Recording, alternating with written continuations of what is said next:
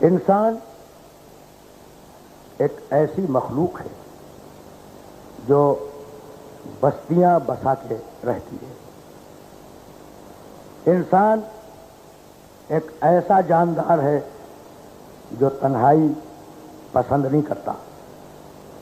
اپنے جھنڈ سے بچھڑا ہوا بھیڑیا اپنی زندگی گزار سکتا ہے. اپنی ڈار سے الگ ہونے والا ہرن اپنی زندگی گزار سکتا ہے، لیکن اپنے معاشرے اور اپنے خاندان سے کٹ کے رہنے والا انسان زندہ نہیں رہ سکتا.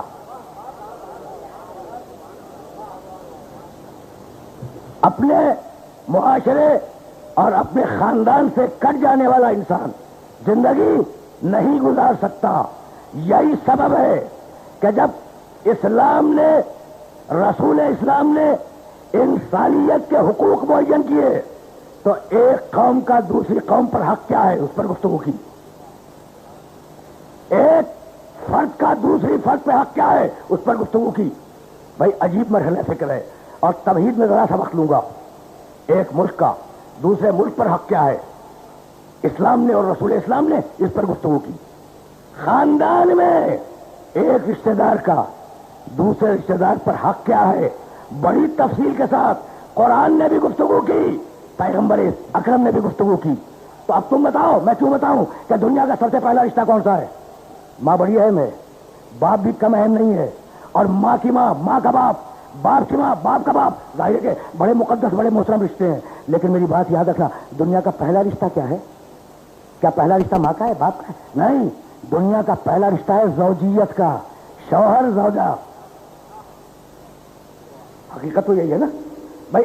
انسانیت کا آغاز ہے آدم اور حوا سے، بھائی ٹھیک ہے نا. اور ان میں رشتہ کیا تھا؟ شوہر اور زوجہ کا.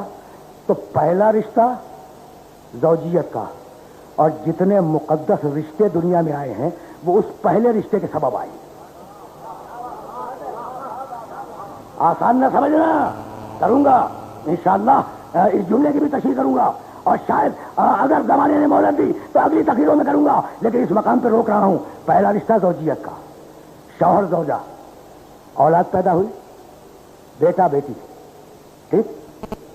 اولاد کی اولاد پیدا ہوئی، دادا نانا، دادی نانی. بن گیا نا خاندان، بن گیا نا خاندان. اچھا تو کتنے خاندان ہیں اس شہر کراچی میں؟ اچھا بھائی دنیا کا کوئی علاقہ ایسا ہے جہاں خاندان نہ ہو؟ تو ہم نے دیکھا. اچھا اگر تم نے نہ دیکھا ہو تو میرا گریبان تھام لو، جو میں بات کہنے جا رہا ہوں. ہم نے دیکھا ایسے ایسے خاندان دیکھے کہ ماں جاہل، باپ جاہل، بیٹا تو جاہل تھا ہی، ماں جاہل، باپ جاہل، دادا جاہل، دادی جاہل، نانا جاہل، نانی جاہل، بے کمال، ناقص. تو ایسے خاندان تو بہت ملیں گے جن میں نانا بھی بے کمال، نانی بھی بے کمال، دادا بھی بے کمال، دادی بھی بے کمال، ماں بھی بے کمال، باپ بھی بے کمال، خود بے کمال. لیکن پوری دنیا میں اگر ایسا خاندان ڈھونڈو گے جس میں ہر ایک صاحب کمال ہو تو سوائے خاندان محمد کا نہیں ملے گا.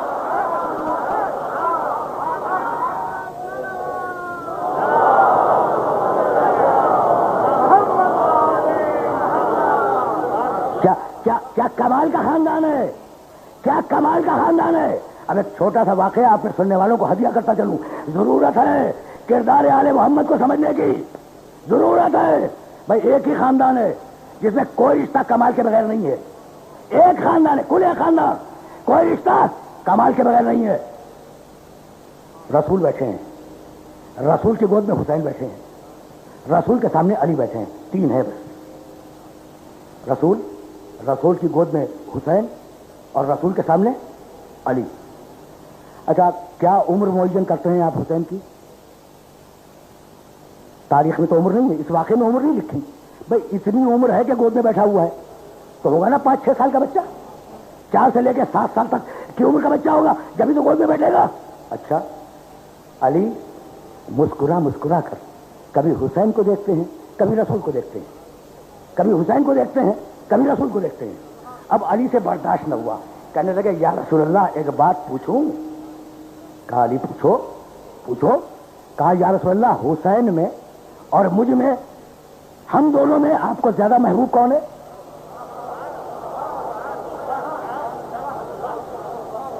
مناقب کی کتابوں نے اس واقعے کو لکھا ہے، جاؤ دیکھنا مناقب کی کتابوں میں۔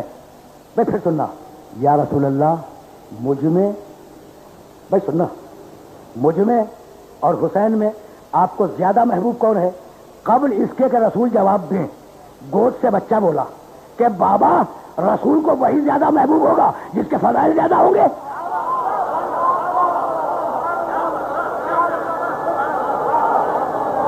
حسین نے کہا بابا رسول کو، میرے رسول کو وہی محبوب ہوگا جس کے فضائل زیادہ ہوں گے۔ 4 سال کا بچہ ہے لیکن جانتا ہے کہ رسول کا محبوب ہونے کے لیے حسن صورت ضروری نہیں ہے، حسن سیرت ضروری ہے۔ اگر میری باتیں پہنچ رہی ہوں تو میں ذرا واقعے کو مکمل کر لوں، بس زیادہ دیر نہیں روکوں گا۔ اس مرحلے فکر میں واقعہ چھوٹا سا واقعہ ہے اور مجھے رشتہ داری کے حوالے سے کہیں اور جانا ہے، لیکن بات تو مکمل ہو جائے نا۔ اچھا بابا رسول نہیں بولے، رسول کو وہی تو محبوب ہوگا جس کے فضائل زیادہ ہوں۔ اچھا علی مسکرائے، کہنے لگے حسین ذرا اپنے فضائل تو سناؤ۔ دیکھنا یہ باپ اور بیٹا آمنے سامنے بیٹھے ہوئے ہیں۔ حسین ذرا اپنے فضائل تو سناؤ، اپنے فضائل تو سناؤ۔ کہا بابا اب یہ میں کیسے کر سکتا ہوں کہ اپنے باپ پہ سبقت کروں؟ تہذیب آل محمد،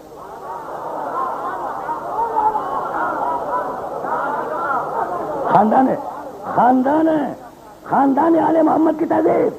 بابا یہ تو ممکن ہی نہیں ہے نا کہ میں اپنے باپ پر فضائل بیان کرنے میں سبقت کروں۔ بابا پہلے آپ فضائل بیان کریں اور اگر گنجائش ہوگی تو پھر بعد میں بھی بیان کر دوں گا۔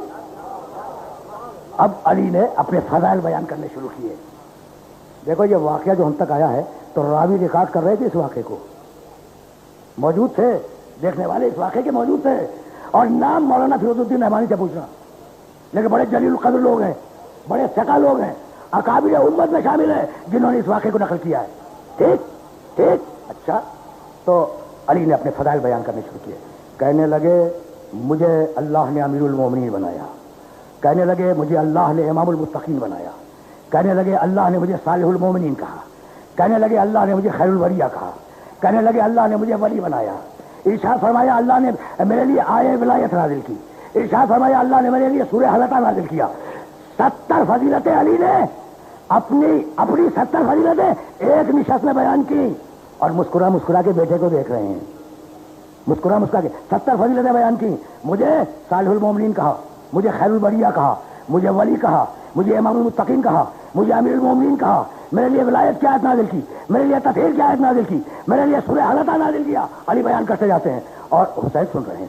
جب علی 70 فضیلتیں اپنی بیان کر چکے تو ایک مرتبہ علی رکے، کہنے لگے بیٹے اگر تمہارے کچھ فضائل ہوں تو تم بھی بیان کرو،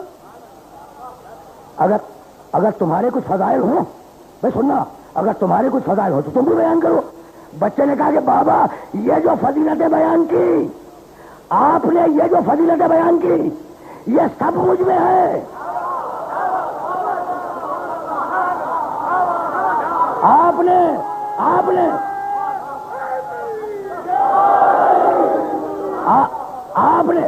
بابا، حسین کہہ رہے ہیں علی سے، بابا آپ نے جو فضیلتیں بیان کی یہ سب مجھ میں ہے۔ کہا اچھا تو اب وہ فضیلت بیان کرو جو تم میں ہو مجھ میں نہ ہو۔ بچے نے ہاتھ جوڑ لیے، کہا بابا جیسا باپ مجھے ملا ویسا آپ کو نہیں ملا۔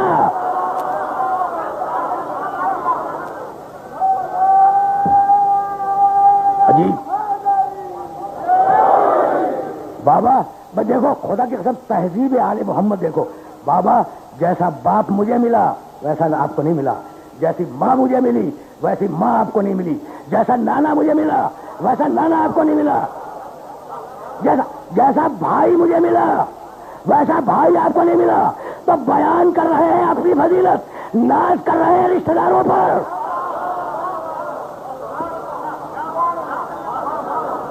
ناز ہے حسین کو ناز ہے اپنے باپ پر، ناز ہے اپنی ماں پر، ناز ہے اپنے نانا پر، ناز ہے اپنے بھائی پر۔